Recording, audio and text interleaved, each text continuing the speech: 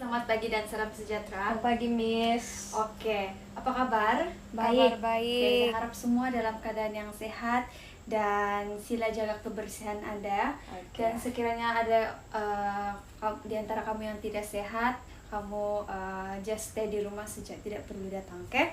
Oke. Oke. Sebelum tuh tulis tarik.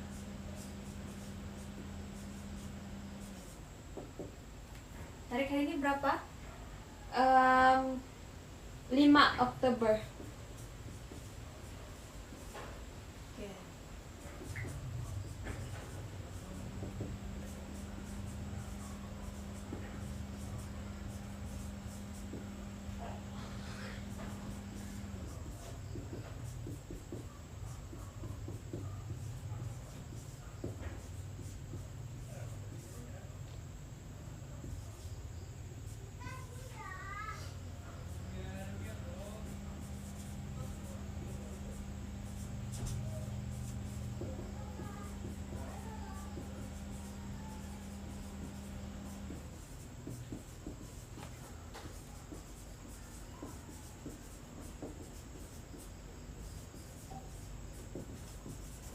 So, nama kursus kita macam biasa Instrumentation and Control System, dan code kita yaitu II 230 sengkang 3 dan sengkang 2013.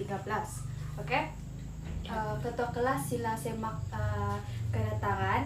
Nanti buku log tuh bagi pada saya sejalah. Oke. Oke, sebelum tuh sebelum kita memulakan kelas kita pada hari ini, pastikan sila silentkan telepon Anda, pastikan di tempat meja Anda tidak ada sampah-sampah, dan pastikan tempat Anda itu selesa. Oke, sediakan nota dengan pen untuk mencatat poin-poin penting untuk pembelajaran kita sebentar lagi. Boleh kan? Oke, boleh. Oke. Sebelum kita mulai kelas, saya mau cakap pasal kilang. Oke? Kamu tahu kan kilang? Tahu. Oke, kilang tuh, kamu rasa kilang itu, pendapat kamu kilang tuh apa yang dorang gunakan untuk hasilkan produk yang begitu berkualiti? Tahu atau tidak? Tidak tahu, Miss. Oke. Untuk dorang menghasilkan produk yang berkualiti, dorang menggunakan satu sistem yang dipanggil sebagai sistem pneumatik. Kamu tahu sistem pneumatik apa? Tidak, Miss. Oke. Sistem pneumatik itu juga diaplikasikan di pintu bus. Kalau kamu pernah naik bus yang pintu dia buka secara otomatis, itu dorang menggunakan pneumatik. Oke? Oke. Oke. Dengan itu sistem pneumatik itu digunakan di kilang-kilang. Oke? So, tajuk pembelajaran kita pada hari ini yaitu pengenalan kepada sistem pneumatik. Oke. Oke. Ini tajuk kita, saya akan tulis tajuk kita.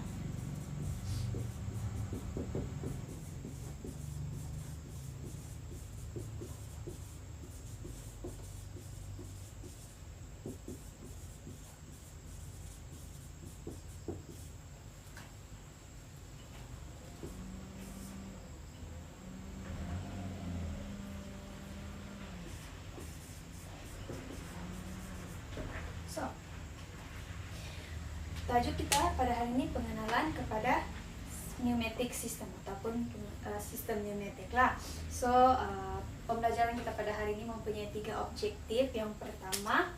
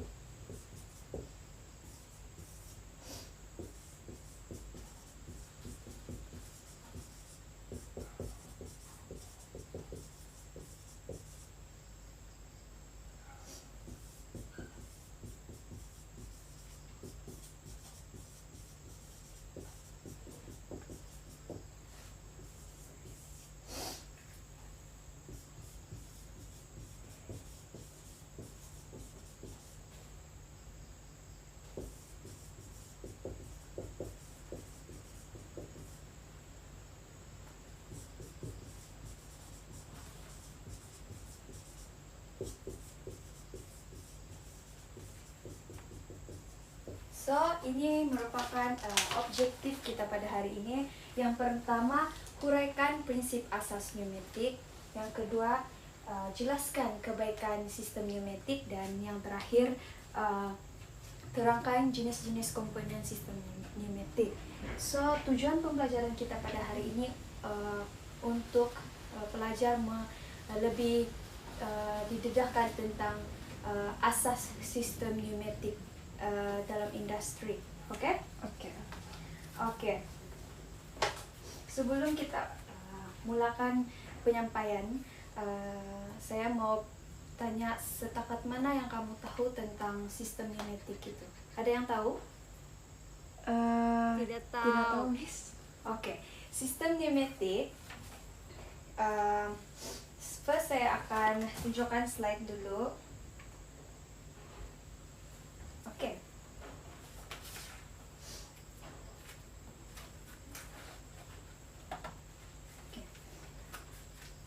Macam biasa saya cakap tadi, objektif kita ada 3 hari ini. Dan saya mulakan apa itu pneumatik. Oke. Pneumatik adalah perkataan new dan matic. New itu perkataan yang berbeza dengan matic. Dia ada maksudnya tersendiri. Oke? Yang pertama pula new. Pneu ataupun kita secara silent pila pneumatic. Oke? New maksudnya angin. Oke, dan matic pula maksudnya kuasa. Oke. Kuasa angin. Oke? Bayangkan angin tuh kita boleh pindahkan kepada pemindahan kuasa angin. So, dalam sistem pneumatik itu kita tafsirkan dia sebagai sistem yang digerakkan oleh kuasa angin. Oke, contohnya apa-apa pergerakan macam output digerakkan melalui sistem angin. Oke, dan seterusnya sistem pneumatik juga dia menggunakan udara termampat. Kamu tahu kan termampat itu apa? Tidak, Miss. Oke, termampat tuh angin yang kita kasih kompres, mampat. Oke, kita mampatkan dia dalam tekanan yang apabila kita mampatkan dia, jadi dia akan ada tekanan tinggi di situ. Oke? Dan seterusnya, udara termampat adalah udara sekeliling yang telah dimampatkan dengan menggunakan pemampat udara keandalian motor elektrik. Oke. Dalam pneumatik ini dia tidak dimampatkan tersendiri, dia ada khas barang itu untuk kasih mampat. Kita panggil dia sebagai kompresor. Oke. Contohnya di kereta ada kompresor. Kalau kamu pergi car wash kan, kamu akan guna kompresor untuk kasih kuat itu tekanan air kan, untuk membersih kereta, mencuci kereta. So itu adalah kompresor. Oke. Seterusnya macam mana secara umum pengenalan pasal kompresor. Oke. Kompresor ini adalah kompresor. Kompresor ini dia menyedut udara yang ada di atmosfer ini. Oke, begini. Sekarang ini ada udara nih, sekarang kan. Ya. So, kompresor ini dia sedut itu udara. Oke? Dia sedut udara sampai ada tekanan tinggi. So, di kompresor itu ada rotation shaft. Kompresor shaft. Rotation itu akan menghasilkan mechanical energy. Oke? Apabila mechanical energy dihasilkan, maka angin itu akan dialirkan melalui pipe, valve, dan apa-apa equipment dia akan lalui lah. So nanti saya akan terangkan secara lebih dalam, dan dia akan terus ke secara simple actuator. Contohnya silinder.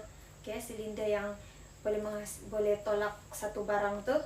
Oke, yang kamu nampak minggu lalu tuh itulah silinder. Oke. Dan dia akan pindahkan kembali kepada mechanical energy. Oke.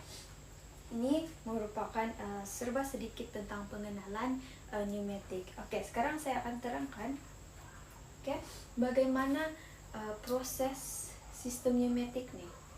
dia tidak semestinya ia tarik udara terus digunakan, angin terus digunakan, tidak. Oke, dia ada beberapa komponen dia patut limpas, oke, untuk dialirkan untuk diproseskan. Oke, yang pertama kalau kamu lihat ini, oke, kalau tidak nampak boleh dekat-dekat. Oke. Yang pertama, compressor air generating section. Ini adalah compressor. Kalau kamu tidak pernah nampak compressor, ini adalah compressor. Oke. Dia ada yang kecil, ada yang besar. Oke, tapi dalam industri oil and gas dia besar sekali. Oke. Dia ikut kita punya requirement plan kita. Oke. Oke. Angin udara nih dia sedut. Oke, dia sedut. Apabila dia sedut, dia menghasilkan tenaga mekanikal. Jadi udara yang dia sedut dia akan masukkan ke tangki dulu untuk kasih kekal dia punya temperature. Oke. Apabila dia diletakkan di air storage section, maksudnya di tangki, dia akan dihantarkan kepada air cleaning section. Cleaning maksudnya pembersihan. Jadi udara patut dibersihkan dahulu. Oke. Dalam air cleaning section ini dia ada 3, oke. Dia ada filter, oke, filter untuk memisahkan partikel yang besar lah. Oke, filter penapis. Macam juga air minum kan, sebelum kita minum kita mesti kasih filter dulu kan. So filter tuh tidak dia ada beberapa filtration perlu dilalui. So bukan satu kali sejakan minuman di filter, ditapis, begitu juga dengan udara angin. Oke, angin yang disedut nih dia akan filter tapis, dan kedua selepas kalau tapis dia akan kasih air dryer. Air dryer maksudnya bukan air dryer yang hair dryer untuk kasih kasih kering rambut, tapi untuk keringkan udara, angin. Oke, angin itu dikeringkan. Oke. Apabila angin, kenapa kita mau keringkan angin? Oke, kita keringkan angin. Kalau kamu mau tahu, udara ini ada uap air. Oke, udara yang ada di sekeliling di atmosfer ini ada uap air. So apabila kita kompresor sedut itu uap, itu udara, so itu uap dia akan ikut sekali. So kalau kita tidak kasih tapis itu uap air, dia akan pergi kita punya peralatan instrumen kita atau peralatan yang kita mau alirkan udara, angin. So dia akan merosakkan, bukan saja dia akan merosakkan peralatan, dia akan kasih mengaratkan pipe kita. Oke, kalau kita guna jenis pipe yang besi, dia akan mudah karat. Oke, itu sebab kita mesti keringkan dulu itu udara, itu angin. So yang separation. Selain itu juga dalam udara ini juga ada habuk-habuk halus semua kan. So habuk-habuk halus tuh perlu ditapis juga. So meaning to say, semua angin yang disedut tuh mesti dibersihkan dahulu, disucikan kalau orang cakap. Oke, selepas dia dibersihkan, oke, dia akan beralih ke filter regulator lubricator. Filter regulator lubricator ini tempat air conditioning section. Oke, dia akan melalui tempat filter lagi. Oke, tadi sudah filter kan, sudah tapis, terus dia akan tapis lagi. Tadi dia tapis molekul yang besar, kali ini dia akan tapis molekul yang sangat halus. Oke, so dia akan tapis molekul yang sangat halus, dan kedua selepas dia ditapis lagi dia akan dalam seperti yang saya cakap tadi, angin tuh dia ada tekanan. Oke, tekanan itu apabila dia melalui filter, sebelum kita hantar angin itu ke kita punya peralatan, kita perlu regulate, adjust. Kita perlu regulate itu tekanan, dalam PSI. Contohnya, sebab sudah saya cakap tadi, kompresor ini dia mempunyai tekanan yang tinggi. Udara yang disedut sampai kena kompres, udara angin itu mempunyai tekanan yang tinggi. So kita perlu regulate sebelum masuk ke kita punya peralatan ataupun plan kita lah. Selepas kita regulate, so kita akan letak pelincir dimasukkan. Kenapa kita perlu letak pelincir? sebab untuk memastikan perjalanan flow angin itu sentiasa licin lah, smooth. Okay? Macam juga roda basikal tuh dipusing-pusingkan, kita perlu letak pelincir juga untuk supaya dia smooth kan. So selepas tu dia akan dihantar ke controlling section. Dalam controlling section ni, salah satu contoh kita boleh ambil iaitu directional control valve. Minggu lalu kita sudah belajar pasal directional control valve kan. So directional control valve tu dia akan membuka aliran untuk macam pintu rumah kita lah begitu. Pintu rumah kita untuk benarkan angin itu masuk ke macam peralatan, contohnya transmitter, kita jaga baik-baik kan. So direction control valve itu merupakan pintu kita, jadi dia akan buka aliran untuk membenarkan angin itu masuk ke dalam transmitter kita. Okay? Dalam controlling section ini juga dia ada speed controller, kelajuan pengawal lah. Okay? Kita boleh kawal kelajuan berapa laju angin itu kita mahu masukkan ke dalam sistem kita. Okay? Dan yang terakhir sekali actuator operating section ataupun output lah. So contohnya di hujung sana kita mau makanan robot itu mengangkat barang. So kita guna angin untuk supaya robot itu menggerakkan tangan dia untuk angkat. Itu adalah operating section lah, contoh saya boleh bagi actuator. Okay? Boleh faham di sini? Boleh. Okay, kalau begitu setakat ini boleh faham kan? Ya, Miss. Boleh. Okay. Kalau begitu saya tambah lagi sedikit, dalam pneumatic system ni dia dikategorikan dua. Okay? Dua, iaitu air production system dan air consumption system. Air production system ni adalah mula-mula angin itu diproduce, okay? Dan seterusnya air consumption system ni adalah di mana final itu control, itu pneumatic, itu angin dialirkan kepada operating section kita. Okay? Boleh faham? Ya, Miss. Boleh. Okay. So seterusnya, okay, saya akan teruskan slide saya. Okay, macam yang saya cakap tadi, dalam pneumatic ni kita ada contoh-contoh saya boleh berikan. Dia diaplikasikan di mana? Contohnya dia diaplikasikan robot yang kamu nampak di TV ataupun di mana-mana tuh kebanyakan mereka menggunakan pneumatic system angin. Okay? Boleh juga guna elektrik, tapi dia lebih kos tinggi lah. Okay? Angin ini dia senang sahaja. Okay? Dan kos rendah dan mudah dikendali. Okay? Yang kedua, operasi pintu bas. Macam yang saya cakap tadi, kalau kamu pergi naik bas atau LRT mana-mana, pintu bas diorang secara otomatik kan, itu diorang guna angin. Okay? Dalam kereta pun ada kompresor. Okay? Yang ketiga, operasi peralatan mesin. Apa-apa mesin yang kebanyakan sekarang menggunakan pneumatik sebab jimat, ekonomi dan mudah alih lah. Okay? Kita boleh ubah-ubah. Maksud saya ubah-ubah operasi lah. Okay?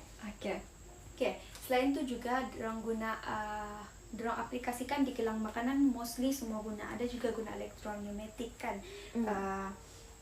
So nanti elektroneumatik kita akan masuk minggu-minggu depan lah. Okay. So dalam pneumatic system ni ada beberapa perkara kebaikan. Okay, kenapa pneumatik ni banyak kebaikan dia? Sebab dia perolehan maksudnya kebanyakan kilang-kilang dan industri mempunyai bekalan angin. Okay, semua industri, kilang-kilang dorang guna bekalan angin, air supply. Okay, air supply yang dimampat dalam tempat operasi. Okay, dan dorang juga boleh guna komponen-komponen kecil untuk operasi di tempat-tempat yang kawasan yang kecil. Okay, itu pertama. Yang kedua, penyimpanan. Okay, pneumatik ni dia mudah disimpan dalam isi padu besar jika diperlukan. Okay, yang ketiga, kemudahan corak dan kawalan. Maksudnya di sini komponen pneumatik ini dia ada corak yang sederhana dengan senang dipasang, oke? Dia ada kita dapat memberi dia sistem otomatis secara luas. Kita boleh kawal dia dan kita boleh ubah dia begitu, oke? Oke. Sambungan yang seterusnya, ini kebaikan yang seterusnya, oke.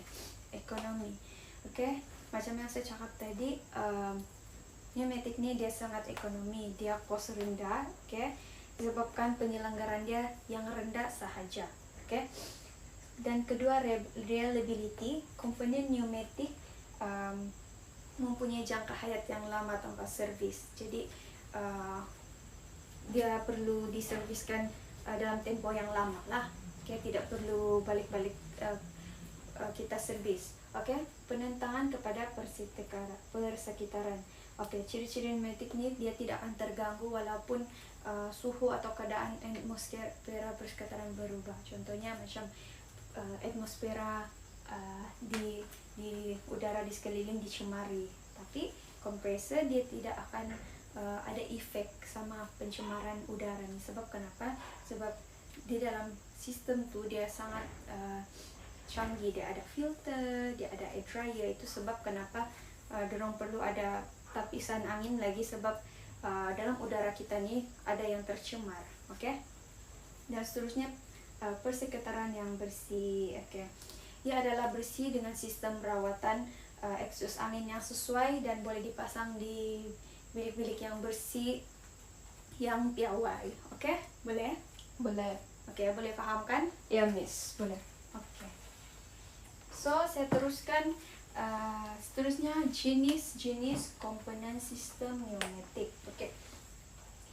Tadi kita belajar pasal sistem aplikasi sistem tu, kayak macam mana ia beroperasi. Oke, seterusnya kita masuk kepada peralatan komponen-komponen yang penting dalam sistem pneumatik. Oke, ini saya mau kamu catat. Oke, boleh? Boleh, Miss. Oke. Pertama, pemampat. Macam yang saya cakap tadi, ia memampatkan udara dari tekanan atmosfera ke tekanan yang lebih tinggi. Oke, dia dimampatkan dan berubah kepada tekanan yang lagi tinggi. Oke, dan kedua, pengering dan penyejuk. Oke, dalam sistem ini dia ada air dryer dan penyejuk. Oke. Dan mengeluarkan peluapan. Macam saya cakap, dia ada uap-uapkan, jadi dia akan remove uap tu di drain lah, oke? Dan seterusnya penerima ataupun tangki lah, berfungsi sebagai tangki dan juga dia digunakan untuk menstabilkan tekanan, oke? Dan untuk stabilkan tekanan udara yang dibekalkan oleh pemampat, oke? Oke. Seterusnya penapis udara. Oke, penapis udara ini ada beberapa penapis kan, ada dua kah? Oke, mengasingkan benda asing daripada udara termampat. Dan seterusnya tolok tekanan. Oke, tolok tekanan ni macam yang saya cakap tadi, dia untuk regulate tekanan yang masuk pergi sistem kita. Dan yang terakhir pengatur tekanan. Oke, pengatur tekanan ni untuk melaraskan tekanan mengikut keperluan sistem kita. Oke. So ini adalah jenis-jenis komponen sistem komponen yang ada pada sistem pneumatik. So sistem pneumatik ni kamu boleh guna di kamu punya projek akan datang, sebab sangat mudah alih, okay? Dan kos rendah, okay? So ada apa-apa soalan tentang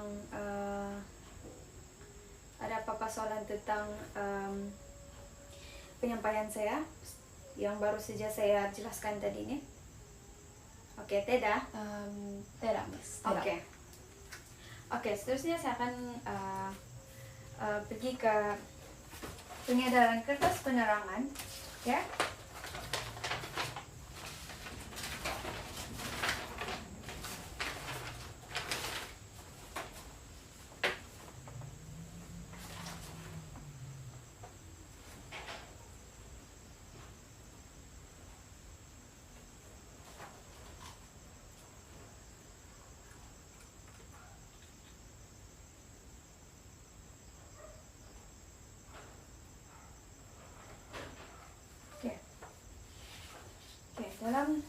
kertas penerangan ini saya akan edarkan kepada kamu.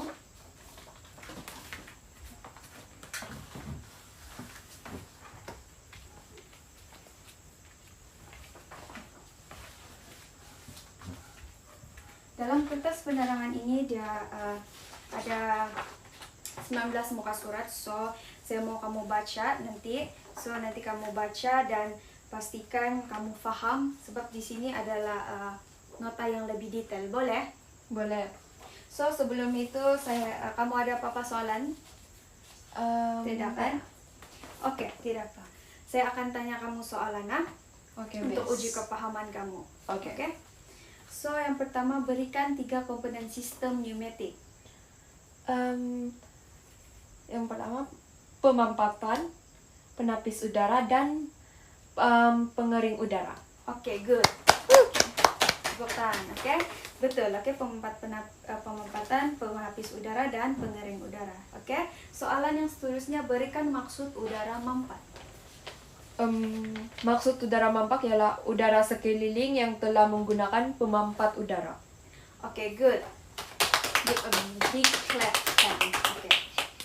So, betul, jawaban yang sangat bagus. Dan soalan yang ketiga, jelaskan 2 kebaikan sistem pneumatik. 2 kebaikan sistem pneumatik ialah perolehan dan penyimpanan. Oke, good. So, terima kasih karena sangat mengambil fokus dalam pembelajaran kita pada hari ini. Yes. So, sebelum itu saya mau kamu ready karena saya akan mengedarkan kertas tugasan ini. Oke, tugasan ini dia ada 4 lembaran muka surat. So, kamu jawab soalan ini. Oke, minggu depan kamu hantar hari Rabu minggu depan di atas meja saya. Boleh? Oke, Miss, boleh. Oke, kalau ada apa-apa soalan nanti jumpa saya. Oke. So, oke. So, dengan itu ini saya akan ulas balik apa yang kita belajar pada hari ini, yaitu pengenalan kepada sistem pneumatik. Tadi kita telah belajar tentang objektif pertama kita huraikan prinsip asas pneumatik. Maksudnya di sini tadi kamu telah paham macam mana prinsip asas pneumatik itu, macam mana operasi pneumatik itu dijalankan, kan? Paham kan? Ya, Miss. Kita telah mencapai objektif yang pertama dan objektif yang kedua, jelaskan kebaikan sistem pneumatik. So, ada beberapa kebaikannya dan tadi kamu sudah menjawabnya dengan betul. So, objektif yang kedua kita telah capai. Oke? Ya. Dan yang ketiga yaitu terangkan jenis-jenis komponen pneumatik. So, ada beberapa banyak lagi jenis komponen pneumatik. So, nanti kita akan masuk dan setakat ini ada beberapa sahaja saya jelaskan sebab ini adalah satu pengenalan.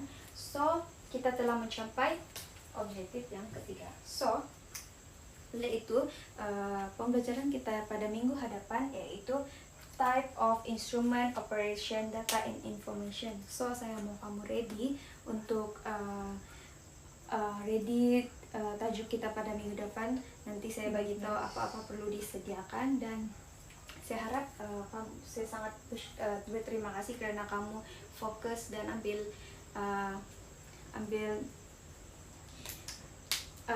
perhatian yang sangat baik ketika saya mengajar. Terima kasih dan saya harap selepas ini kamu lebih bersemangat dan stay safe dan sekian, terima kasih. Thank you, Miss. Thank you, Miss.